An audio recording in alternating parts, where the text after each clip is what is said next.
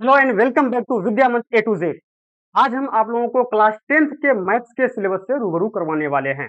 इसमें हम आपको बताने वाले हैं कि इस साल के अंतर्गत आपको कौन कौन से चैप्टर्स पढ़ने वाले हैं। इन पर हम लोग एक एक करके क्या करते हैं, डिस्कस करते हैं। तो फिर आइए हम लोग देखते हैं कि कौन कौन से चैप्टर इस साल के लिए इंक्लूड किया गया है, उस पर हम लोग एक एक करके मतलब डिस्कस करेंगे। जैसा कि आपको फर्स्ट चैप्टर पर आपका लिखा हुआ है कि आपका वास्तविक संख्या, रियल नंबर। इससे पहले क्लास 9th में आप पहला चैप्टर में संख्या पद्धति के बारे में आप पढ़े थे, नंबर सिस्टम के बारे में पढ़े थे, नंबर्स के कई टाइप्स पढ़े थे। यहाँ भी आपको सभी नंबर्स को एक समअप करके एक चैप्टर का एक नाम रखा गया आपका, क्या? वास्तविक संख्या। वो सारी बात तो पढ़ेंगे ही पढ़ेंगे, लेकिन उससे रिलेटेड कुछ हट के भी हम लोग बात करेंगे, जिसमें हम लोग बात करेंगे सबसे पहले अगर बात करेंगे मतलब यानी कि यूक्लिड डिवीजन एल्गोरिथ्म की हम बात करेंगे, और उसके बाद अंकगणित आधारभूत प्रमेय की बात करेंगे, और अपरमेय संख्या का पुनर्भरण की बात करेंगे, और भी बहुत बहुत सारे टर्म्स पे हम लोग क्या कर रहे हैं, डिस्कस करने वाले हैं। तो ये चैप्टर भी आपके लिए बहुत ही अच्छा और हेल्पफुल रहने वाला है। तो ये चैप्टर जब आपका कंप्लीट हो जाएगा, उसके बाद हम दूसरी चैप्टर की बात करेंगे। जब वास्तविक संख्या पूरा खत्म कर लेंगे, पूरा पढ़ लेंगे, उसके बाद दूसरा चैप्टर आपका क्या है, बहुपद, पोलिनोमियल। क्लास 9th में भी ये चैप्टर, दूसरा ही चैप्टर में आपको पढ़ने को मिला होगा कि बहुपद क्या है, बहुपद के डेफिनेशन पढ़े थे और बहुपद के शून्यक पढ़े थे।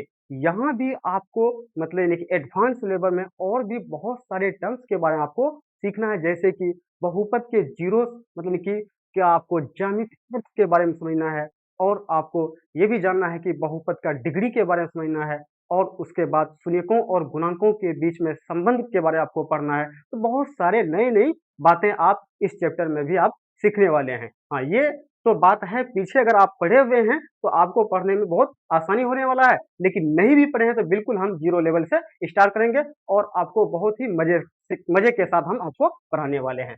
जब ये आपका पूरा कंप्लीट हो जाएगा, उसके बाद आपको जैसा कि दिख रहा है, आपका तीसरा चैप्टर में आपका क्या है, दो चर वाले रैखिक समीकरण युग्म, pair of linear equation in two variables. ये चैप्टर भी आपके लिए कोई नया चैप्टर नहीं है, क्योंकि आप 9th में यही सेम बात पढ़ के आए हैं। तो वहां आप ये पढ़े हैं क्या, दो चर वाले रैखिक समीकरण क्या होता है, उसका सॉल्यूशन के बारे में जाने थे। बस यहाँ आपको एक समीकरण के बदले में दो समीकरण पढ़ना है, उसी को हम लोग क्या बोलेंगे, pair of linear equation in two variable पर हम लोग क्या करेंगे, डिस्कस करेंगे।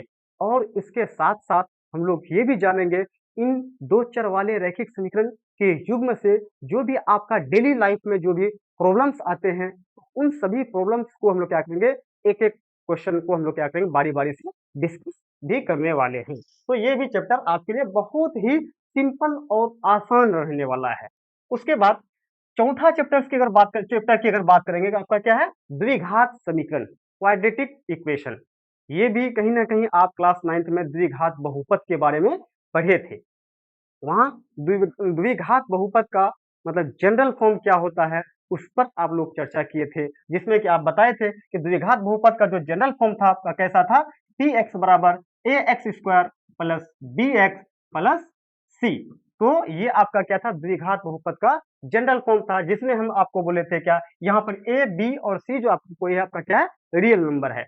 और आपका यहाँ का अगर हम बात करेंगे, ए को हम लोग बोलते हैं एक्स स्क्वायर का गुणांक, और बी को हम लोग क्या बोलते हैं, एक्स का गुणांक, और सी के स्थान में आपका क्या है, कोई कांस्टेंट टर्म है। तो बस यहाँ भी आपको वहां बहुपद के जीरो के बारे में जाने थे, यहाँ बहुपद ना बोल के हम लोग क्या पढ़ेंगे, द्विघात समीकरण पढ़ेंगे, और द्विघात समीकरण के मूल रूट्स कैसे निकाले जाते हैं, उन पर भी हम लोग डिस्कस करने वाले हैं।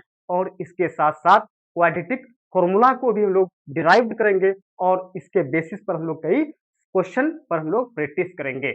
उसके बाद अगला जो चैप्टर है आपका क्या है, पांचवा चैप्टर में जैसा कि आपको दिख रहा है, आपका क्या है, समांतर सीढ़ियां, क्या, समांतर सीढ़ियां, अर्थमेटिक प्रोग्रेशन, क्या, अर्थमेटिक प्रोग्रेशन।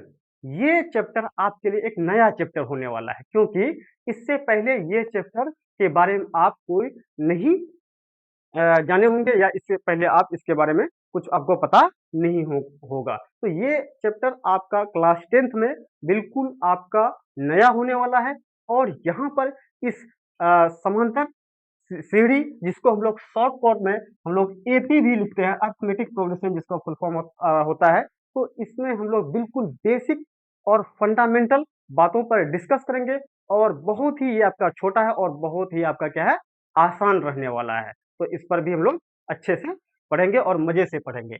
उसके बाद आपका छठा जो चैप्टर है आपका क्या है, त्रिभुज, ट्राइंगल।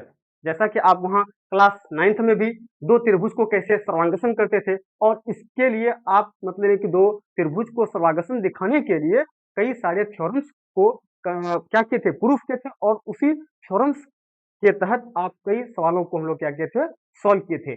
यहाँ भी आपको कॉन्ग्रुएंस के साथ साथ आपको समरूपता की बात करना है, समरूपता के बारे में आपको पढ़ना है। मतलब दो त्रिभुज कैसे समरूप होते हैं, दो त्रिभुज को हम कब समरूप कहेंगे, कब सिमिलरिटी ऑफ उसके लिए भी हम लोग समरूपता कसौटी के लिए हम लोग कुछ थ्योरम्स को क्या करेंगे, प्रूफ करेंगे और उसके आधार पर हम लोग कई सवाल पर क्या करेंगे, प्रैक्टिस करेंगे। तो ये भी चैप्टर आपको मतलब वहाँ जो क्लास 9th में जो बात पढ़ के तो आए हैं, तो वो भी तो आपको फायदा उसके साथ वो तो आपको फायदा पहुंचाएगा ही पहुंचाएगा, लेकिन इसके अलावा नई नई टर्म्स के बारे में हम लोग क्या करेंगे, जानेंगे और इस पर हम लोग कई सारे सवाल भी करेंगे। तो उसके बाद जब ये आपका पूरा कंप्लीट हो जाएगा त्रिभुज, उसके बाद आपका सातवां जो चैप्टर में आपका क्या है, निर्देशांक ज्यामिति, कोऑर्डिनेट ज्योमेट्री।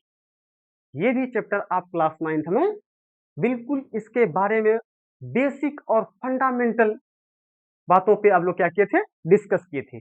लेकिन यहाँ भी आपको क्लास 10th में भी जो पढ़ना है तो वो तो आपका काम आने वाला है ही। अगर आप कोई भाई मेरे नहीं भी पढ़े हैं तो उसको बिल्कुल हम जीरो लेवल से स्टार्ट करेंगे, लेकिन उनसे ही हट के आपका जिसमें कि हम लोग पढ़ेंगे क्या, दो बिंदुओं की बीच की दूरी कैसे निकाला जाता है, जिसको हम लोग डिस्टेंस फॉर्मूला के नाम से जानते हैं। और उसके बाद यानी कि विभाजन सूत्र को हम लोग ड्राइव करेंगे। उसके बाद एक नई बात हम लोग ये भी पढ़ेंगे क्या, अगर किसी त्रिभुज के तीनों शीर्ष वर्टिसेस अगर गिवन हो, उस त्रिभुज का हम लोग क्षेत्रफल कैसे निकालेंगे, उस पर भी हम लोग डिस्कस करने वाले हैं। यहाँ तक अगर देखा जाए, इससे पहले आप किसी भी त्रिभुज का क्षेत्रफल निकालने के लिए दो ही फॉर्मूला पढ़े थे। एक बचपन से आप लोग क्या पढ़े थे, 1/2 आधार गुना ऊंचाई, और उसके बाद क्लास 9th में एक और त्रिभुज का क्षेत्रफल को निकालने के लिए फॉर्मूला को हम लोग ड्राइव किए थे, जिसको हम लोग हीरोस फॉर्मूला बोलते हैं। लेकिन अभी तक वो दो ही फॉर्मूला तक आप सीमित थे, लेकिन आप क्लास 10th में आपको एक और फॉर्मूला को क्या करना है, ड्राइव करना है और इसके आधार पर भी आपको क्या निकालना है, किसी भी त्रिभुज का क्षेत्रफल निकालना है। कंडीशन यहाँ यह है कि जब तीनों त्रिभुज के तीनों वर्टिसेस का कोऑर्डिनेट आपका क्या हो, गिवन हो, तब हम लोग आसानी से किसी भी त्रिभुज का क्षेत्रफल हम लोग क्या कर लेंगे, निकाल लेंगे। तो ये फॉर्मूला एक आपके लिए क्या नया होने वाला और आपको पढ़ने में बहुत मजा आने वाला है और इतना ही मजे से हम भी आपको पढ़ाने वाले हैं। उसके बाद आपका देखेंगे तो 8वां चैप्टर में आपका क्या है, त्रिकोणमिति का परिचय, इंट्रोडक्शन ऑफ ट्रिगोनोमेट्री। क्या आपका इंट्रोडक्शन ऑफ ट्रिगोनोमेट्री। तो ये भी चैप्टर आपके लिए बिल्कुल नया होने वाला है, बिल्कुल नया होने वाला है। और ये चैप्टर आपके लिए मोस्ट वीवीआई है, क्योंकि इस चैप्टर से आपका बिहार बोर्ड टोटल अगर देखा जाए, त्रिकोणमिति के कुछ अनुप्रयोग भी इसमें शामिल हैं। ये दोनों चैप्टर्स को मिला के जो है आपका टोटल 20 मार्क्स पूछा जाता है। इस चैप्टर से कितना मार्क्स का क्वेश्चन पूछा जाता है, टोटल 20 मार्क्स, ऑब्जेक्टिव और सब्जेक्टिव मिला करके। तो ये चैप्टर आपका बहुत ही मोस्ट वीवीआई रहने वाला है।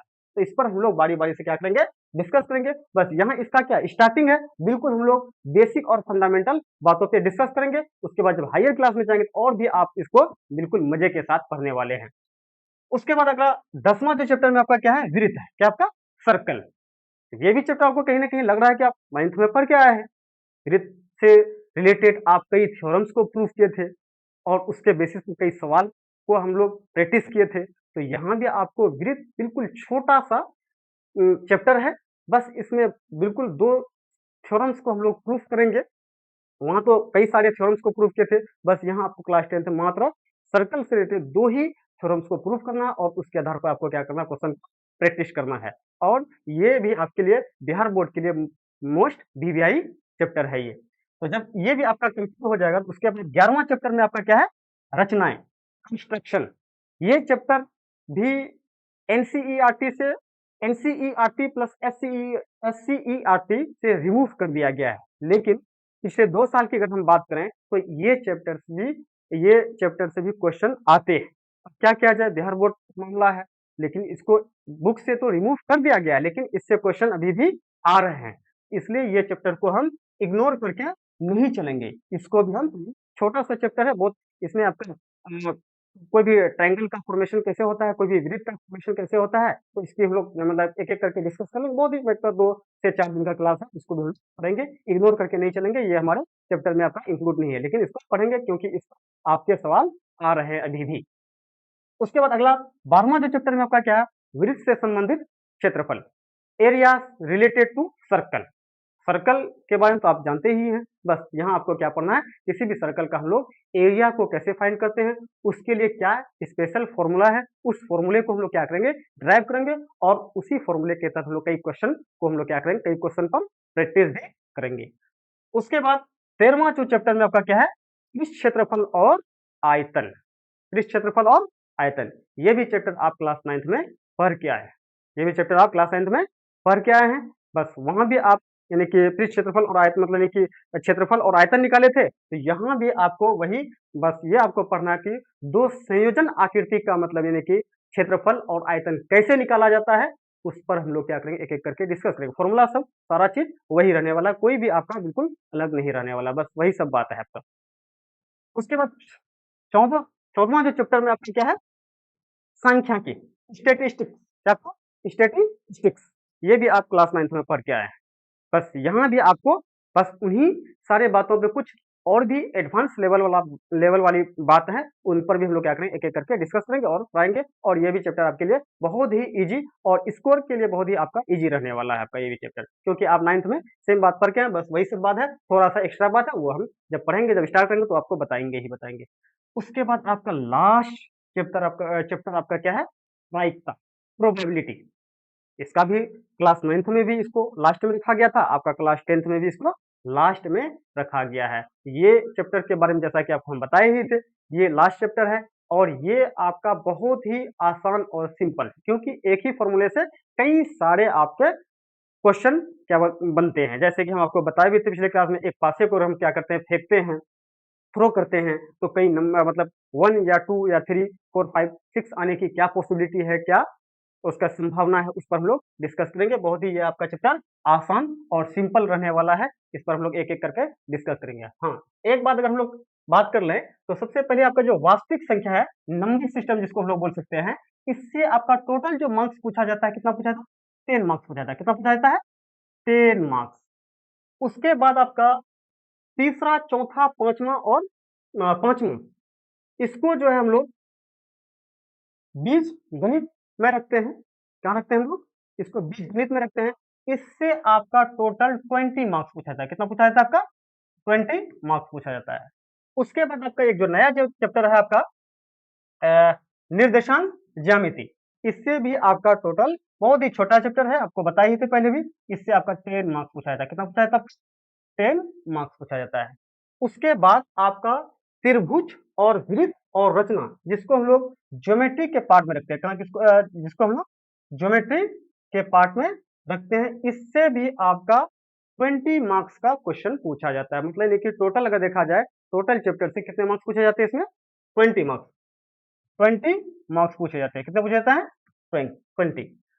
उसके बाद आपका जो वृत्त से संबंधित क्षेत्रफल और पृष्ठ क्षेत्रफल और आयतन, ये दोनों चैप्टर्स मिला के कितना पूछा जाता है आपका, 10 मार्क्स पूछा जाता है। कितना पूछा जाता है आपका, 10 मार्क्स। उसके बाद आपका ये सांख्यिकी और प्रायिकता से, ये भी दोनों मिला के कितना पूछा जाता है आपका, 10 मार्क्स पूछा जाता है। तो टोटल आपका जो 100 मार्क्स का क्वेश्चन रहने वाला है। तो बस आपको हम ये एक एक करके एक एक चैप्टर्स के बारे में डिस्कस कर दिए, बाकी हम लोग फर्स्ट चैप्टर स्टार्ट करने वाले हैं। Thank you so much.